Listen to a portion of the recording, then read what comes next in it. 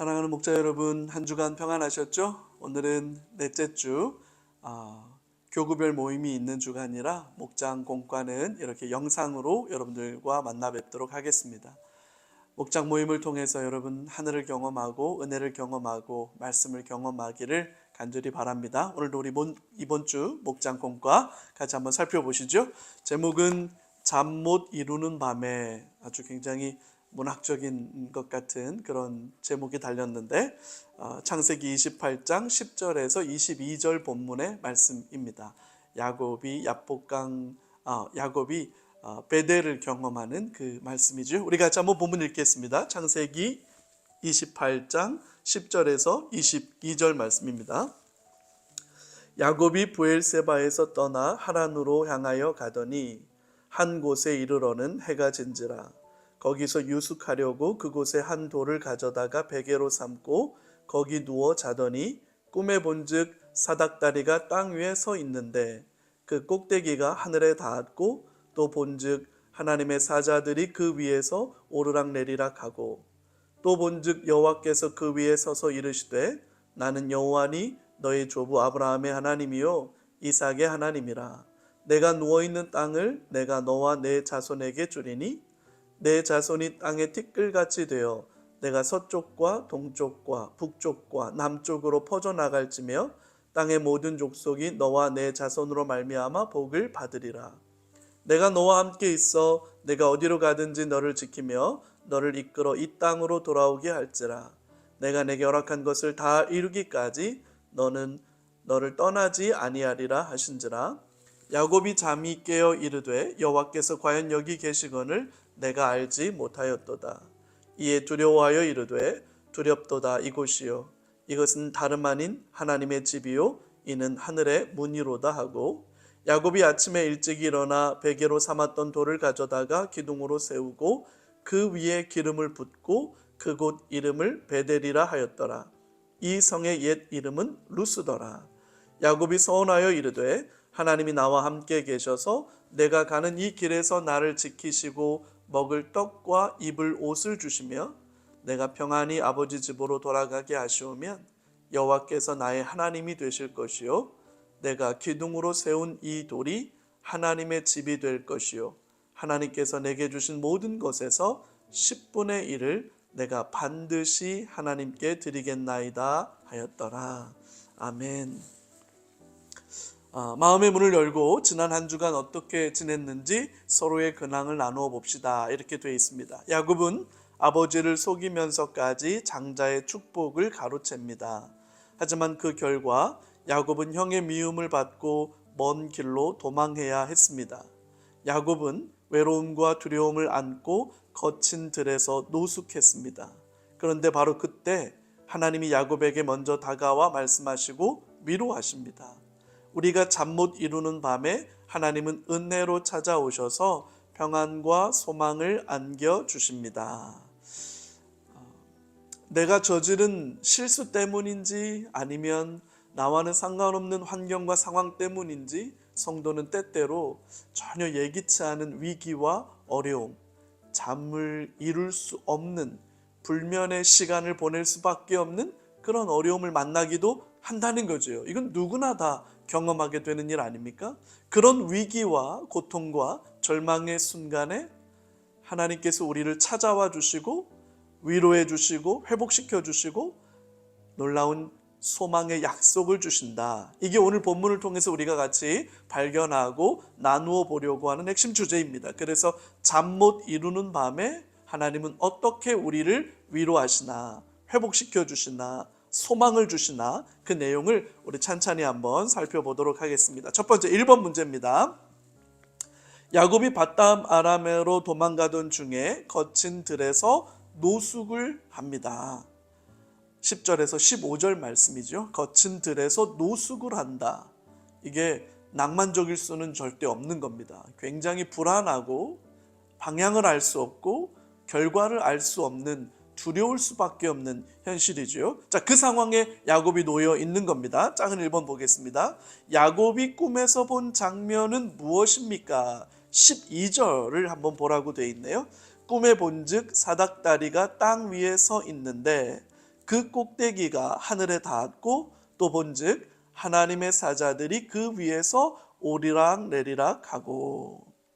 사다리가 땅 위에 서 있는 것을 보죠. 그 꼭대기가 하늘에 닿는 것을 보고 그 끝에 하나님의 사자들이 오르락 내리락 하는 장면을 봅니다. 그러니까 그 거친 들, 불안하고 두려울 수밖에 없는 그 노숙하는 그 두려움의 땅이 하늘과 이어진 사다리가 놓인 공간이었다는 거죠.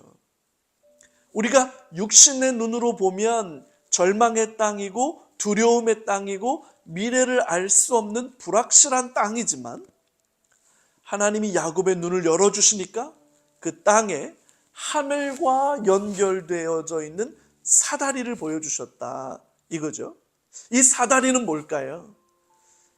아마 기도일 거예요.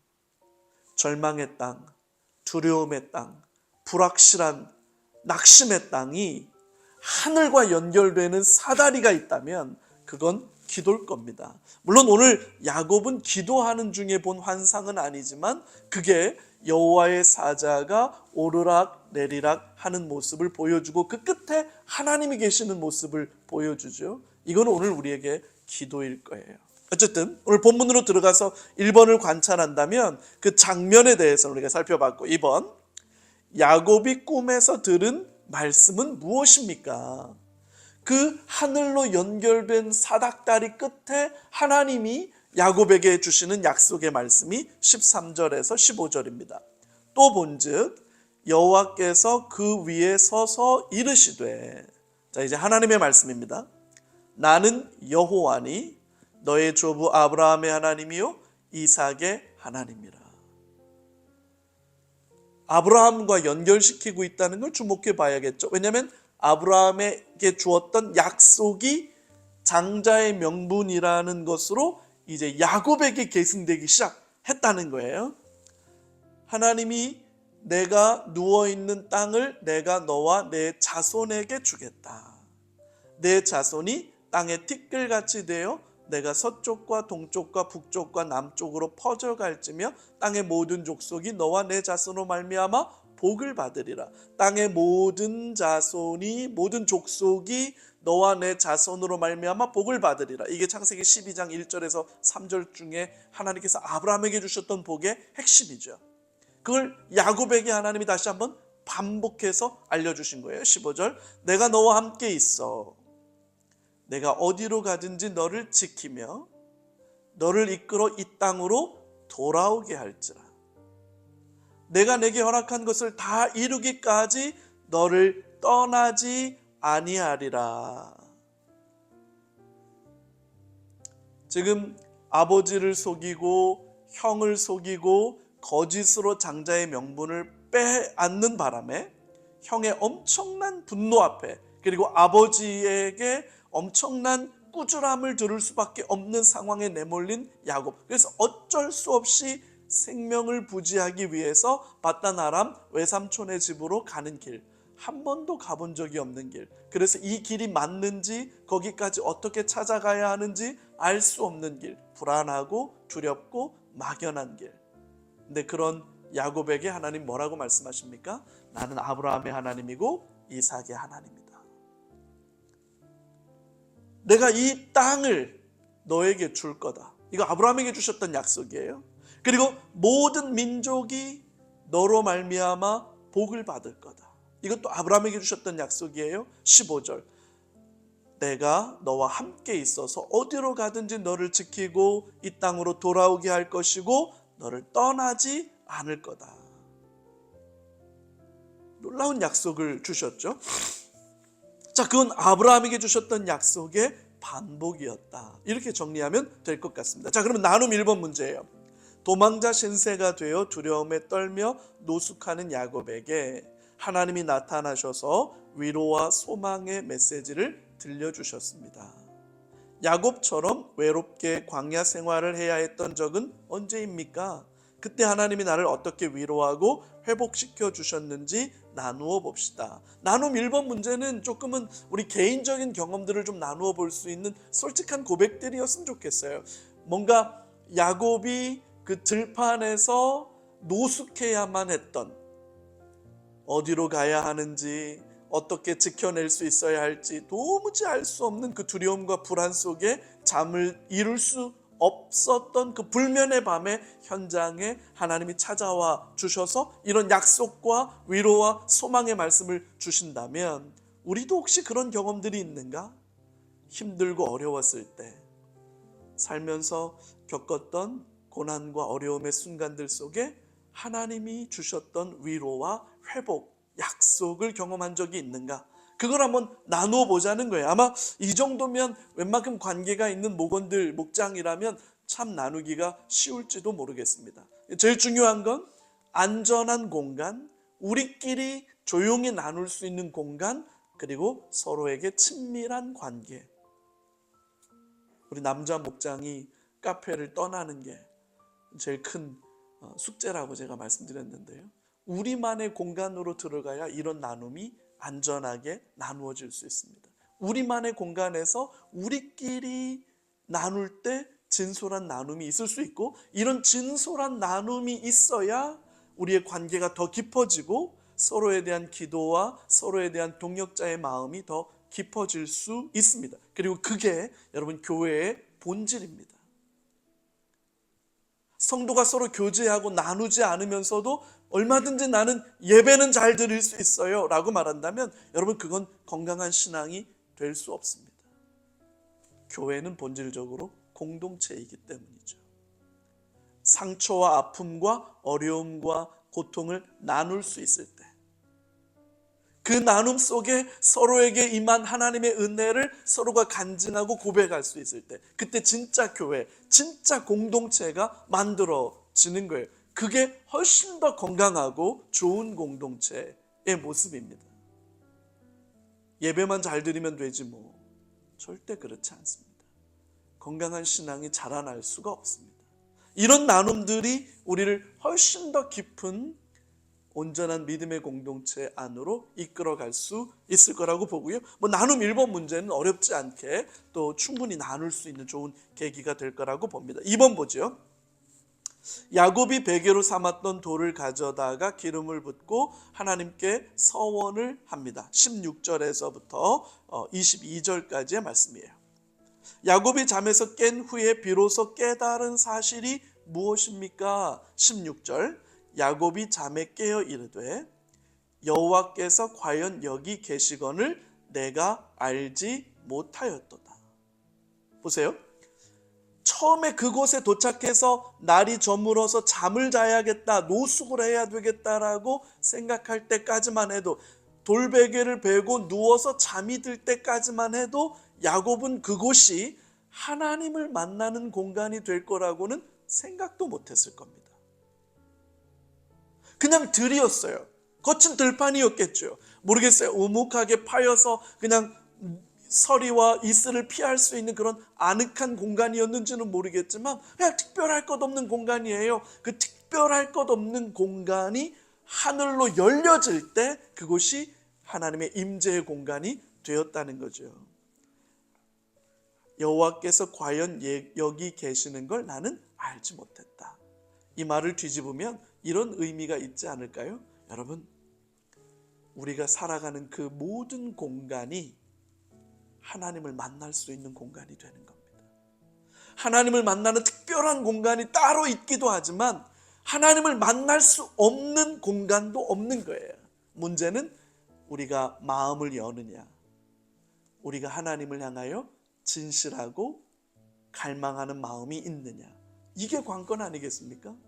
야곱은 몰랐어요. 몰랐지만 어느 순간 깨닫고 보니까 그곳이 하늘로 이어진 공간이었다는 거죠. 우리에게도 그런 은혜가 있지 않을까 싶습니다. 2번 문제, 야곱이 하나님을 만난 장소를 무엇이라고 명명합니까? 17절에서 19절까지인데요. 이에 두려워하여 이르되 두렵도다 이곳이요 이것은 다름 아닌 하나님의 집이요. 이게 베델이란 뜻이죠. 하늘의 문이다. 하늘과 연결된 곳이라는 거예요. 야곱이 아침에 일찍 일어나 베개로 삼았던 돌을 가져다가 기둥으로 세우고 그 위에 기름을 붓고 그곳 이름을 베델이라. 이 베델이란 말, 엘은 하나님, 벳은 집, 하나님의 집, 하늘로 열려진 문, 그런 뜻을 가지고 있는데 여기가 옛 이름은 루스였다고 합니다. 자, 3번 문제. 야곱이 하나님께 서원한 내용이 있습니다. 이 놀라운 영적 체험을 하고 난 뒤에 이 공간에 하나님을 만나고 난 뒤에 하나님의 약속, 아브라함에게 주셨던 약속이 야곱에게 재현되었고, 그리고 이 공간에서 하나님을 놀랍도록 경험하고 나니까 하나님의 그 지키시고 보호하시고 인도하시겠다는 약속을 확인하고 난 뒤에 야곱도 하나님께 서원을 하지요. 그게 20절에서 22절까지예요. 야곱이 서원하여 이르되, 서원이라는 건 약속이라는 뜻인데 좀 더 약속과는 강화된 것이 그 약속을 다 이행하지 않으면 책임을 지겠다라고 하는 아주 강한 결의를 담은 하나님을 향한 고백, 이렇게 볼 수 있겠죠. 하나님이 나와 함께 계셔서 내가 가는 이 길에서 나를 지키시고 먹을 떡과 입을 옷을 주시며 내가 평안히 아버지 집으로 돌아가게 하시오면, 다시 돌아올 수 있도록, 평안하게 안전하게 돌아올 수 있도록 해주신다면, 첫 번째, 여호와께서 나의 하나님이 되실 거다. 두 번째, 내가 기둥으로 세운 이 돌이 하나님의 집이 될 것이다. 세 번째, 하나님께서 내게 주신 모든 것의 10분의 1을 내가 반드시 하나님께 드리겠다. 이 세 가지를 약속합니다. 그죠? 하나님이 내 하나님이 되실 거고, 이 베델에 하나님이 집이 될 것이고, 하나님이 내 삶의 주인 되신다는 믿음의 고백으로 10분의 1을 구별하여 하나님께 드리겠다. 이 세 가지를 약속했다는 거예요. 자, 나눔 2번 문제를 같이 보겠습니다. 야곱에게 베델은 돌베개를 베고 자던 차가운 땅이었지만 하나님을 만난 후 하나님의 집, 하늘의 문이 되었습니다. 일상, 일터나 가정이나 학교에서 하나님을 깊이 경험하고 예배하는 나의 베델은 어디입니까? 그러니까 아까도 말씀드렸지만 이 나눔 2번 문제는 이거예요. 베델이라고 하는 것이 특정 어떤 곳이까, 예를 들어서 어느 한 곳만 베델이고 나머지는 베델이 될 수 없다, 이게 아니잖아요. 그죠? 그 들판, 거친 들판, 두렵고 근심스럽고 앞을 알 수 없고 모든 것이 불확실해서 정말로 두려울 수밖에 없는 그 삶의 자리. 근데 날은 저물어 버렸어요. 춥죠. 또 야생동물이 또 공격할 수도 있는 위협이 여전히 존재하죠. 그냥 그 빈들에서 혼자 잠자는 가장 척박하고 가난하고 힘겨운 공간, 그 순간이 우리의 베델이 될 수 있다는 거죠. 자, 그러면 그 척박하고 어려운 공간이 하나님을 만나는 공간이 될 수 있다. 하나님의 임재의 공간이 될 수 있다. 그 공간이 바로 하늘의 열린 문의 공간이 될 수 있다. 이게 놀라운 기적이잖아요. 그러면 성도들과 함께, 목원들과 함께 정말로 내가 좀 힘겹게 지켜가는 삶의 자리가 있냐? 너무나도 어렵게 그것만 생각하면 가슴이 답답해지고 힘들어지는 삶의 공간이 있냐? 예를 들어서 시댁이 나의 베델이 될 수 있을까? 정말 인격과 삶의 모든 것들이 다 무너진 직장 상사가 있는 그 직장 사무실이 내 베델의 공간이 될 수 있을까? 우리 수험생 자녀들이 공부하는 그 학교와 학원이 베델이 될 수 있을까? 주방에서 설거지하고 밥하면서 집안일 해도 표도 안 나고 아무도 알아주지 않는 것 같은 그 힘든 순간들이, 그래서 그 공간이 베델이 될 수 있을까? 그 얘기를 한번 해보자는 거예요.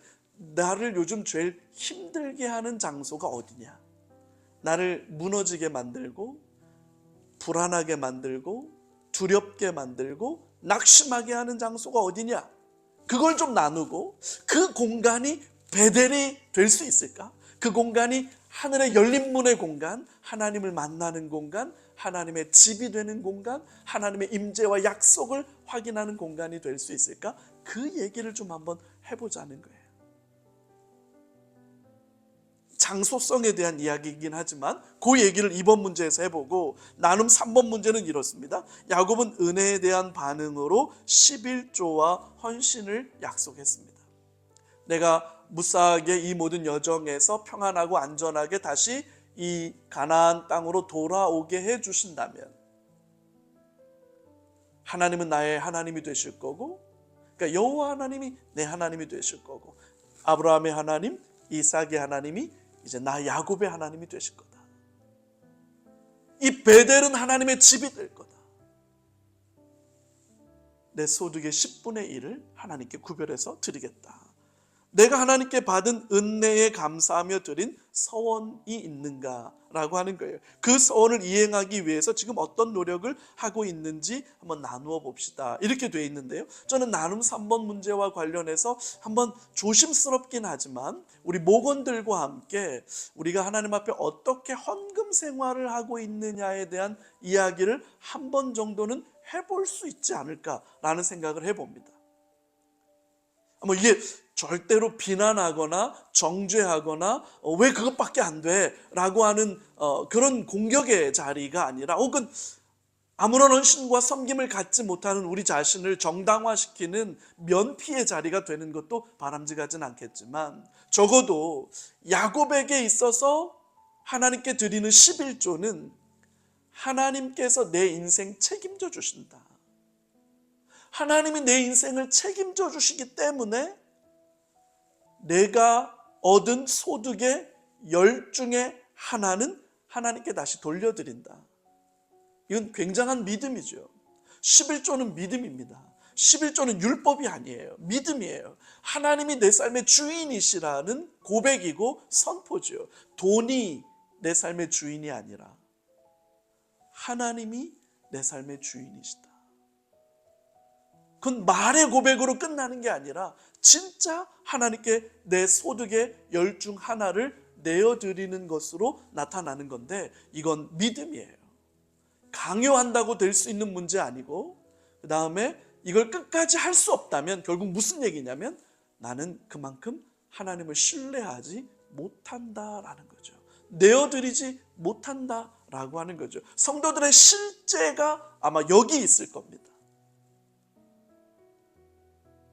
이런 이야기를 목장 안에서 한 번 정도 할 수 있다면 11조 생활에 대해서 어떻게 생각하십니까? 주일 헌금에 대해서 어느 정도로 하나님 앞에 마음을 가지고 계십니까? 감사 헌금에 대해서, 선교 헌금에 대해서, 혹은 목장 헌금에 대해서. 목장 헌금은 여러분 전액 다 선교지로 흘려보내집니다. 그래서 선교 헌금과 목장 헌금이, 우리 교회는 선교지로 흘려보내는, 선교사님들 매월 후원금 보내드리는 것과 선교사님 사역과 관련해서 우리가 도와드려야 될 일이 있으면 그 비용 안에서 도와드리죠. 근데 이게 우리는 늘 예상하고 있는 것보다는 좀 작아서 일반 경상 예산에서 조금 전환을 해서 써야 되기는 하지만, 어쨌든 이 얘기 한 번 정도는 우리가 해볼 수 있었으면 좋겠다. 왜냐하면 이 문제가 나중에 서리 집사가 되고, 혹은 이 헌신과 이 결단과 이 믿음의 고백이 있는 사람들이 교회에 섬기는 일꾼으로 세워지는 거예요. 하나님의 주인 되심, 하나님이 책임져 주심에 대한 온전한 믿음의 고백이 없다면 교회 안에 일꾼으로 세워지는 것은 다른 이야기가 될 수도 있습니다. 어쨌든 이 얘기를 한번 좀 해볼 수 있었으면 좋겠어요. 야곱은 그걸 결단합니다. 하나님이 내 하나님이 되셔서 나를 책임져 주신다라고 하는 것이 내 믿음의 고백이 된다면 난 하나님께 내 소득의 10개 중에 하나를 다시 내어드리겠습니다. 하나님을 향한 헌신. 그래서 감리교회를 시작했던 요한 웨슬레 같은 분은 그런 말을 했다 그러죠. 지갑이 회개하지 않으면 진짜로 회개한 게 아니다. 어떤 면에선 정말로 하나님을 향한 믿음, 하나님을 향한 온전한 고백, 하나님을 향한 온전한 신뢰를 가진 사람들은 말이 아니라 삶일 거예요. 근데 그건 쉬운 이야기는 아닐 수도 있어요.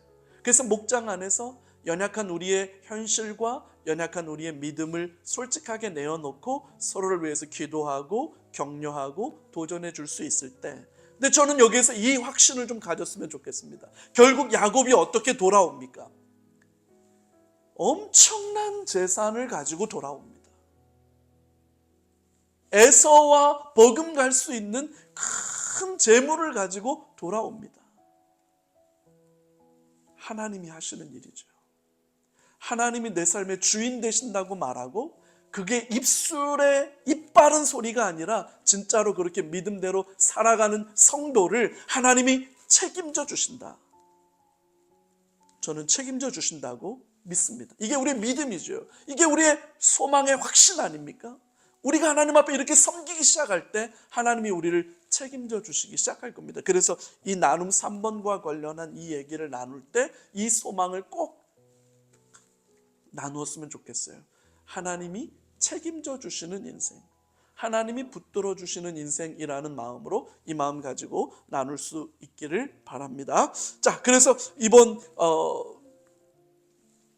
잠 못 이루는 밤에 이 주제를 가지고 나누는 시간이 야곱에게 만나주신 하나님의 그 은혜가 우리 안에 다시 한번 확인되고 야곱을 통해서 다시 회복시켜 주시는 하나님의 은혜가 확인되고 하나님을 향한 우리의 고백이 실제적으로 헌신과 섬김으로 나타날 수 있기를 바랍니다. 그래서 이 나눔의 시간이 저와 여러분들에게 놀라운 은혜의 시간이 되기를 바랍니다. 잠깐 기도하겠습니다. 하나님 아버지, 우리 수원 3일교회 목장 위에 목장 모임마다 복의 복을 더하여 주옵소서. 삶이 나누어지는 모임이 되게 하시고 믿음의 고백이 일어나는 모임이 되게 하여 주시고 또 소망의 약속을 확인하는 우리 목장 모임이 될 수 있도록 은혜 베풀어 주옵소서. 목자들을 지켜주시고 말씀의 지혜와 말씀의 영이신 성령님이 임하 주셔서 이 말씀이 열려지고 깨달아지는 은혜가 있게 하여 주옵소서. 헌신하며 희생하며 결단하며 하나님의 하나님 되심을 인정하며 살아가겠다고 결단하고 다짐하는 우리 목원들의 삶에도 하나님의 놀라운 약속과 하나님의 보호와 인도하시는 은혜가 임해서 충성되고 풍성한 은혜 누릴 수 있도록 하나님 함께하여 주옵소서. 이번 주 목장 안에도 특별히 우리가 품은 전도 집회, 전도 대상자들 위해 또 5월 1일 또 안재우 소장 복화술 하나님이 멋진 공연에 초대해서 함께 나아올 우리의 전도 대상자들, 우리 이웃들, 우리 가족들 위해 하나님의 놀라운 은혜가 임하게 하여 주셔서 하나님 교회 안에 이 풍성한 은혜를 붙들고 나아가는 놀라운 역사로 함께하여 주옵소서. 존귀하신 예수님의 이름으로 기도하옵나이다. 아멘.